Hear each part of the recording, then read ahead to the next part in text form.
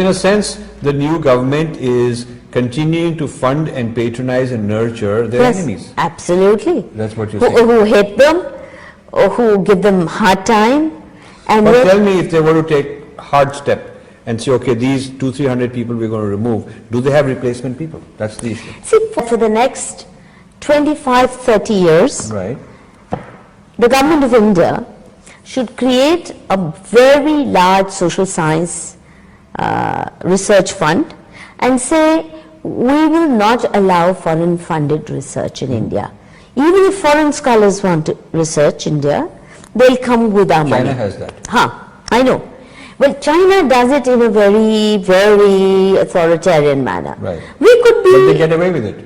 They People respect them? Of course. People respect them? Of course. See, I'm not in favor of academic authoritarianism, but I'm certainly, firstly, very serious need to review social science research. What's the narrative they've built around Indian society? What are its political invasions? Just as one Aryan invasion theory has actually caused havoc political, the divide between Dalits, non-Dalits, North, South, that's right, Aryan, Dravidians, all these imaginary divides too that they've been able to create.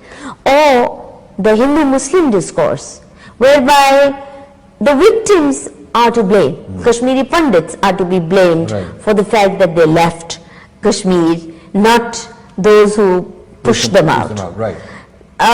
So this entire discourse has been created with generous help from international donor agencies, the Ford Foundation, the HEVOS, the entire. So I would just ask them to pack up, leave. But then you need the Narayan Murthy's of the world, rather than funding those guys, to cough up some money and create the Indian version of those people. We need the Indian equivalent of the Ford Foundations, and by now these guys should have put their heads together and produced something.